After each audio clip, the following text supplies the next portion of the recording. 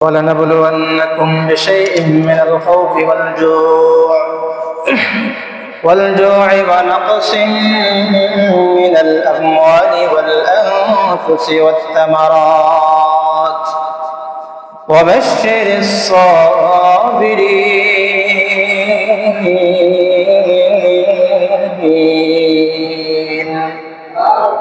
আল্লাহ পাক রব্বুল আলামিন এখানে তাকিদ দিয়া বলতেছেন, অবশ্যই অবশ্যই আমি আল্লাহ তোমাদেরকে পরীক্ষা করব।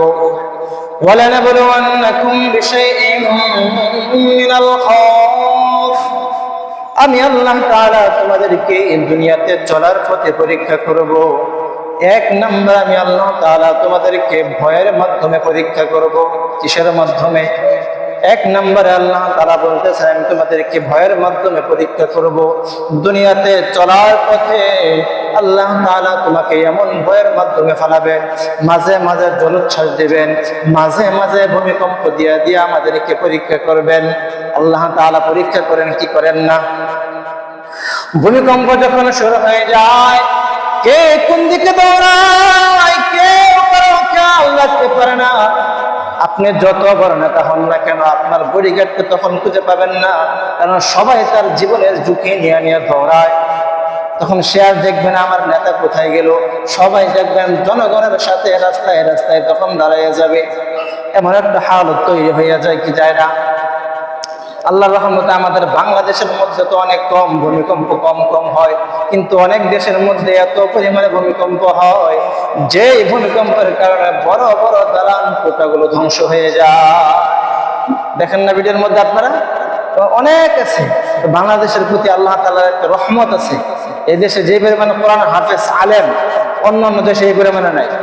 বাংলাদেশে যে পরিমাণে কোরআন হাফেজ আলেম আছে এই পরিমাণে অন্য দেশে এরকম নাই। এই দেশের প্রতি আল্লাহ তাআলার একটা মহব্বত আছে। কিন্তু একটা কথা মনে রাখবেন, দেশ চালাইতে গেলে, যে দেশটা হয় মুসলমানের দেশ, ওই দেশটা চালাইতে গেলে কিছু নিয়ম কানুন আছে, ইসলামী শরিয়ার কিছু নিয়ম কানুন আছে। ওই নিয়ম কানুন অনুযায়ী যে চলে, ওই দেশের মধ্যে আরো শান্তি আসবে। মাঝে মাঝে আমরা বিপদের মধ্যে কেন পড়ি? আমাদের দেশের মন ঠিক নাই। রাসূল সাল্লাল্লাহু আলাইহি ওয়াসাল্লাম বলেছেন, যে দেশের মধ্যে নারী নেতৃত্ব দেবে ওই দেশ কোনোদিন সফলতার দরজায় পৌঁছতে পারবে না। আমার কথা কথা বলেন না কেন? আমার কথা। আর কেউ যদি সমর্থন করে, না আমার একে ভালো লাগে, এই মহিলাকে দিয়ে আমি কাজ করাবো, কেউ যদি এটাকে সমর্থন করে তার ইমান থাকবে? হ্যাঁ, ইমান নিয়ে টানাটানি বেজে যাবে। এই জন্য আল্লাহ তাআলা আমাদের সবাইকে বুঝার তৌফিক দান করুন। তো যেটা বুঝাইতেছিলাম, আল্লাহ তাআলা আমাদের প্রতি অনেক রহম করেছেন।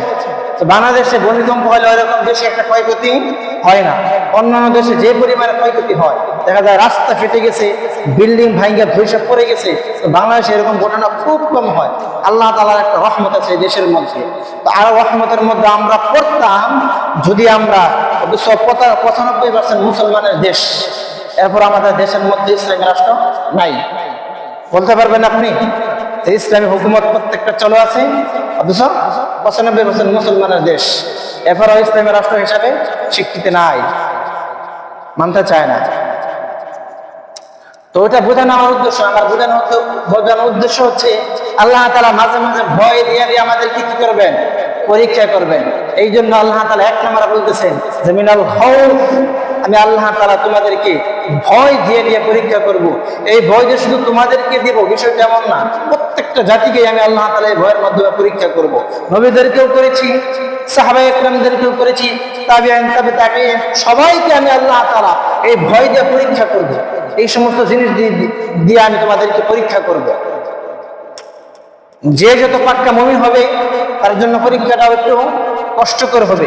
আল্লাহ তাআলা দিবেন, মাঝে মাঝে অসুস্থতা দিয়ে পরীক্ষা করবেন, সন্তান নেওয়ার মাধ্যমে পরীক্ষা করবেন। এই জন্য পয়গম্বর আরবি রাহমাতুল লিল আলামিন বলেন, মাইয়ুরিদিল্লাহু বিহি খায়রান ইউসিব মিন, যে আল্লাহ তাআলা যার কল্যাণ চান তাকে কি করেন? বিপদের মধ্যে ফেলান। তো মাঝে মাঝে বিপদ আপদ আসবে, এই জন্য কি করতে হবে? বিপদ আপদে ধৈর্য ধারণ করা লাগবে। এখানে হতাশ হওয়ার কিছু নাই। বিপদ আল্লাহ দিবেন, দিয়া আপনাকে আর আল্লাহ তাআলা কাছে টেনে নেবেন। জবান না আসলে কি আমাকে ভালোবাসে কিনা, আমার প্রতি মহব্বত বেশি আর তার সন্তানের প্রতি তার মহব্বত বেশি। নবীজি বলেছেন হাদিসের মধ্যে যে লা ইউমিনু আহাদুকুম হাত্তা আকুনা হাব্বা ইলাইহি মিন ওয়ালিদিহি ওয়া ওয়ালাদিহি ওয়ান নাসি আজমাইন। যতক্ষণ পর্যন্ত তোমরা তোমাদের পরিবার, সন্তান সন্ততি, দুনিয়ার সমস্ত মানুষ থেকে আমি নবীকে বেশি ভালোবাসতে না পারবে, ততক্ষণ পর্যন্ত তোমরা পরিপূর্ণ ঈমানদার হতে পারবে না। বুঝতে পেরেছেন? নবীজি এটা বলতেছেন। তো আল্লাহ তাআলার ভাষা কি হতে পারে? নবীজি কি বলতেছেন? যে পরিপূর্ণ ঈমানদার হতে হলে সব থেকে বেশি কাকে ভালোবাসা লাগবে? আল্লাহ এবং আল্লাহর রসুলকে। এরপর আপনার দুনিয়াতে যারা আছে তো দেখতে হবে এই ভালোবাসাটা কি হালাল না হারাম। হালাল উপায়ে হতে হবে, হারাম ভালোবাসা হলে হবে না। হারাম উপার্জন, হারাম উপায়ে এই ভালোবাসাটা হতে হবে। তো আল্লাহ তাআলা আমাদেরকে এক নম্বর কি দিয়ে পরীক্ষা করবেন? ভয়ের মাধ্যমে। কিসের মাধ্যমে? ভয়ের মাধ্যমে। 2 নাম্বার ওয়াল জুর,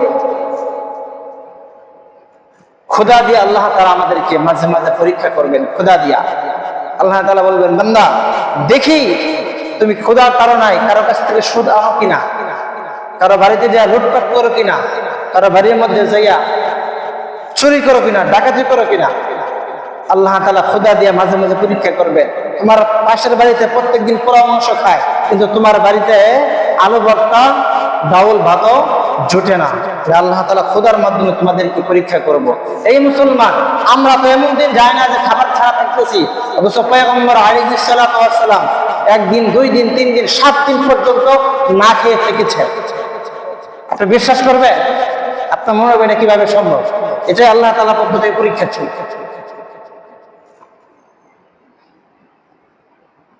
ফাতেমার ঘরের মধ্যে 3 দিন হয়ে গেছে, কোনো খাবার নাই। নবীজির পরিবারের মধ্যে এমন একটা হালত চলতেছে। তো তাদের ঈমানটা কেমন ছিল? তাদের ধৈর্য ধারণ করার ক্ষমতাটা কেমন ছিল? আমাদের ধৈর্য ধারণ করার ক্ষমতা তো অতটুকু নাই। একবার যদি না খাইতে পারি, উথাল পাতাল শুরু হয়ে যায় ঘরের মধ্যে। সন্তান মাকে গালি দিচ্ছে, এমনকি বাবাও গালি দিচ্ছে, যে তুমি রান্না করো নাই কেন? রান্না করো নাই কেন? কিছু নাই, আমাকে বলো নাই কেন? পাশের বাড়িতে 1 কেজি চাউল ভাত করে আনতে পারো নাই? শুরু হয়ে যায়। তো 2 নাম্বার আল্লাহ তাআলা কি দিয়ে পরীক্ষা করবেন? কথা বলে না। ক্ষুধার মাধ্যমে। কিসের মাধ্যমে? কথা বলেন। আমার কথা বুঝতেছেন না? আমার কথা বুঝতেছেন? কথা বলেন না কেন? 2 নাম্বার আল্লাহ তাআলা কি দিয়ে পরীক্ষা করবেন? ক্ষুধার মাধ্যমে। 1 নাম্বার গেছে কিসের মাধ্যমে? ভয়ের মাধ্যমে। 2 নাম্বার ক্ষুধার মাধ্যমে আল্লাহ তাআলা আমাদেরকে পরীক্ষা করবেন। এই জন্য আল্লাহ তাআলা বলতেছেন, ওয়ালানাবলুওয়ান্নাকুম বিশাইইন মিনাল খাউফি ওয়াল জুউ, মিনাল খাউফি ওয়াল জুউ। আল্লাহ তাআলা বলতেছেন, 1 নম্বরে আমি আল্লাহ তাআলা তোমাদেরকে ভয়ের মাধ্যমে পরীক্ষা করব।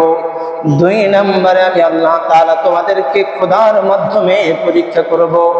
আমি আল্লাহ তাআলা তোমাদেরকে দেখব তোমরা কি ক্ষুধার কারণে পরে পরে কারো বাড়ির কাছে যাইয়া চুরি করো কিনা, কারো ঘরের মধ্যে যাইয়া ডাকাতি করো কিনা, কারো কাছে যাইয়া সুদে লেনদেন করো কিনা। আমি আল্লাহ তাআলা দেখবো তোমাদেরকে। এই দুনিয়ার মানুষ, নবীজির ইতিহাসের দিকে তাকাইয়া দেখো, কতদিন হয়ে যায় পয়গম্বরের পেটের মধ্যে কোনো খাবার নাই। খোদা নিয়া নিয়া মানুষের কাছে যাইয়া যাইয়া দিনের দাওয়াত দিয়ে বেড়াইতেছেন। একটা পর্যায়ে দিনের দাওয়াত দিয়ে আসার পথে হযরত মা ফাতেমার বাড়ি পড়ে যায়। পয়গম্বর আরবি সাল্লাল্লাহু আলাইহি ওয়াসাল্লাম ফাতেমার ঘরের সামনে যাইয়া দরজার মধ্যে শব্দ করতেছে। প্রথমবার শব্দ করে হযরত ফাতেমা রাদিয়াল্লাহু আনহা কোনো সাড়া দেয় না। 2 নম্বরের বেলায় যখন আবার টুক টুক করে শব্দ দেয়, ফাতেমা রাদিয়াল্লাহু আনহা সব কিছু শুনতেছেন, কিন্তু কি করতেছেন না, দরজা খুলতেছে না। 3 নম্বরের বেলায় যখন পয়গম্বর আরবি সাল্লাল্লাহু আলাইহি ওয়াসাল্লাম আবার টুক টুক করে শব্দ করলেন, ডাক দিয়া বলতেছেন, মাগো কি অন্যায় করেছেন না, এই জন্য তুমি দরজা খুলতেছ না, আমার প্রতি কি তোমার অভিমান আছে কিনা? ভিতর থেকে কান্না জড়িত আওয়াজ দিয়া বলতেছেন, বাবা তুমি তো রাহমাতুল লিল আলামিন, তুমি তো সাইয়্যিদুল মুরসালিন, তোমার প্রতি তো আমার কোনো রাগ থাকতে পারে না। বলে আমি তোমার সামনে যে আসবো, দরজাটা খুলে আমার শরীরের মধ্যে এতটুকু কাপড় পর্যন্ত নাই। এতটুকু কাপড় পর্যন্ত নাই যে তোমার সামনে গিয়ে দাঁড়াবো, এই জন্য আমি দরজা খুলতেছি না। পয়গম্বর আরবের কাছে একটা চাদর ছিল রাহমাতুল লিল আলামিন, চাদরটাকে দরজার ফাঁকা দিয়ে বললেন, মা এইটা পরে তুমি আমার সামনে আসো। রাহমাতুল লিল আলামিনের প্রিয় কন্যা জান্নাতি মহিলাদের সন্ধানে হযরত ফাতেমা রাদিয়াল্লাহু আনহা দরজাটাকে খুলে বাবার সামনে যখন দাঁড়ায় যায়, রাহমাতুল লিল আলামিনের সামনে যখন ফাতেমা রাদিয়াল্লাহু আনহা আসে, তখন পয়গম্বর আরবি রাহমাতুল লিল আলামিন বলতেছেন, মা কতদিন হলো তুমি খাবার খাও নাই, তোমার চেহারাটা শুকিয়ে গেছে, বলো না কতদিন হয়ে গেছে তুমি খাবার খাওয়া নাই। রাহমাতুল লিল আলামিনের প্রিয় কন্যা হযরত ফাতেমা রাদিয়াল্লাহু আনহা ডাক দিয়ে বলতেছেন, বাবা 3 দিন হয়ে গেছে আজকে আমাদের বাড়ির মধ্যে কোনো খাবার নাই।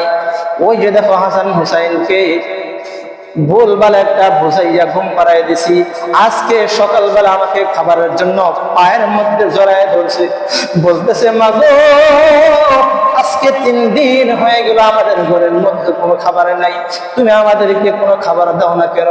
এত পরিমাণে কান্না জড়িত অবস্থা যখন চলতেছে, পয়গম্বর আরবি রাহমাতুল লিল আলামিনকে বলতেছেন, বাবা আমি যদি না পেয়ে মরে যাই এরপর আমার বিন্দু পরিমাণ কোনো অভিযোগ নাই, কিন্তু আমার আদরের সন্তান তোমার কলিজার টুকরা নাতি 2 জন ওই যে দেখো খোদার তাড়নায় ছটফট করে করে ঘুমিয়ে গেছে, তাদেরকে আমি এই যে দেখো চুলার মধ্যে আমি পাতিলা বসায় রাখছি, পানি দিয়া পানি গরম হইতেছে, আর ওদেরকে বলছি আমি তোমাদের জন্য খাবার পাকাচ্ছি, তোমরা একটু ধৈর্য ধারণ করো।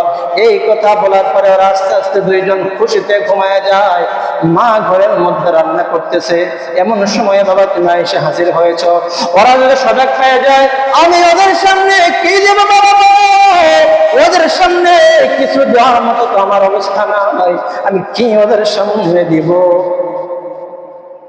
রাহমাতুল লিল আলামিনের আওয়াজ শুনে হাসান হুসাইন দুজনে সজাগ পেয়ে যায়। আর 2 জন দৌড় দিয়ে আইসা একজন বাম পাশে একজন ডান পাশে এসে বসে যায়, গলার মধ্যে 2 জনে জড়ায় ধরছে, না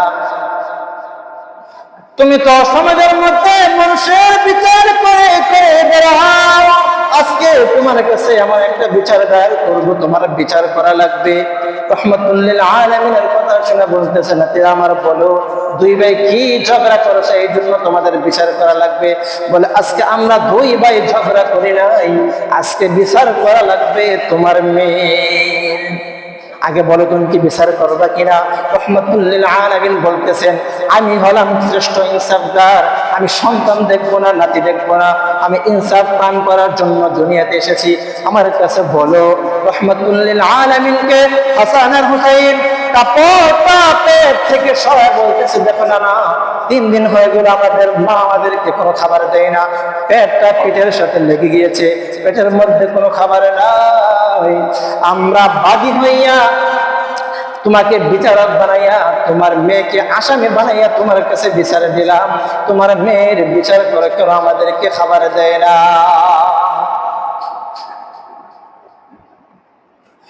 রাহমাতুল লিল আলামিন চোখ দিয়ে শুধু কান্না করতেছেন, কি বলবে, জবাব দিয়ে কি বলবে, বলার ভাষা তো আর নাই। পয়গম্বর আরবি রাহমাতুল লিল আলামিন বলতেছেন, এ নাতি আমার, এই বিচার আমি করতে পারবো না। হাসান হুসাইন বলতেছে, দেখছো নিজের মেয়ে এই জন্য বিচার করতে পারতেছে না। রাহমাতুল লিল আলামিন ডাক দিয়ে বলতেছে, নাতি আমার দাঁড়াও।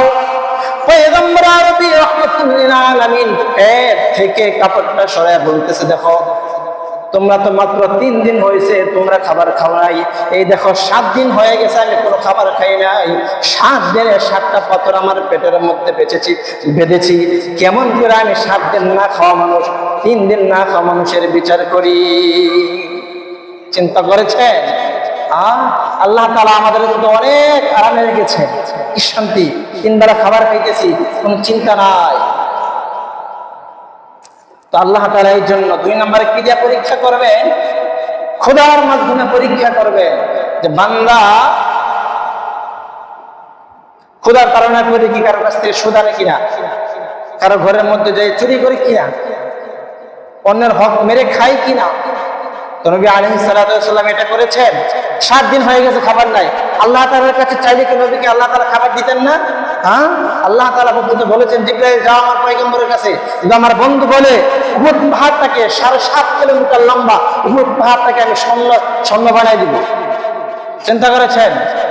আল্লাহ তাআলা অফার দিয়েছেন নবীকে, কোন আমার এই সময়ের কোনো দরকার নাই। আবু কুবাইসের সামনে দিয়ে যখন পয়গম্বর আরবি দাঁড়া দাঁড়া কান্না করেন, পয়গম্বর আরবি বলেন, এই জিবরাইল যাও দেখো বন্ধু আমার কি বলে, আমি পাহাড়টাকে স্বর্ণ বানাই দিই? কিন্তু না খেয়ে থেকেছেন, এরপরেও কখনো টাকাওয়ালা হওয়ার স্বপ্ন দেখেন নাই, ক্ষুধার্ত থেকেছেন। তো আল্লাহ তাআলা ক্ষুধার মাধ্যমে মানুষকে কি করবেন? পরীক্ষা করবেন। তো ধনীর জন্য ধনী হওয়াটাও একটা পরীক্ষা, গরিবের জন্য গরিব হওয়াটাও একটা পরীক্ষা। কথা কয় না? ধনীর জন্য ধনী হওয়াটাও একটা পরীক্ষা, আর গরিবের জন্য গরিব হওয়াটাও একটা পরীক্ষা। তো আল্লাহ তাআলা পরীক্ষা করবেন কি দিয়া? 1 নম্বর ভয় দিয়া, 2 নম্বরে ক্ষুধা দিয়া।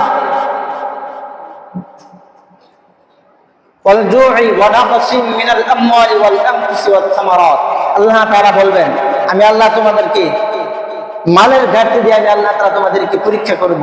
আমি আল্লাহ তাআলা জান নেওয়ার মাধ্যমে আমি আল্লাহ তাআলা তোমাদেরকে পরীক্ষা করব। আমি আল্লাহ তাআলা তোমাদের ফল ফসল বিনষ্টের মাধ্যমে আমি আল্লাহ তাআলা তোমাদেরকে পরীক্ষা করব। এই আয়াতের মধ্যে আল্লাহ তাআলা 5টা বিষয়কে উল্লেখ করেছেন, আর অনেকগুলো বিষয় আছে, এখানে শুধু 5টার কথা বলেছেন। আমি এই 5টা আপনাদেরকে শোনাইলাম। 5টা জিনিস দিয়ে আল্লাহ তাআলা আমাদেরকে পরীক্ষা করেন কি করেন না? হ্যাঁ, সবাই বলেন, করেন কি করেন না? অবশ্যই করেন। তো আমাদের এই বিপদে আল্লাহ তাআলা যখন আমাদেরকে বিপদ দিবেন, তখন কি করা লাগবে? ধৈর্য ধারণ করা লাগবে। আল্লাহ তাআলা 5টা বিষয়কে সামনে রেখে বলার পর পয়গম্বরকে বলতেছেন, ওয়াবাশশিরিস সাবিরিন, হে পয়গম্বর আপনি তাদেরকে সুসংবাদ দিন যারা কি করবে? এই বিপদ আপদে ধৈর্য ধারণ করবে। এই বিপদ আপদে যারা ধৈর্য ধারণ করবে, আপনি তাদেরকে কি দেন? সুসংবাদ দিন। এই জন্য মুমিনের উপর বালা মুসিবত আসবে, আল্লাহ তাআলার কথা। এই জন্য যে কোনো বিপদ আসুক না কেন, ধৈর্য হারা হওয়া যাবে? হ্যাঁ, প্রত্যেকটা কাজের মধ্যে কি করা লাগবে? ধৈর্য ধারণ করা লাগবে। আল্লাহ পাক রব্বুল আলামিন আমাদের প্রত্যেককেই সবরে জামিল, মানে সুন্দর উত্তম ধৈর্য ধারণ করার তৌফিক দান করুন। আমিন।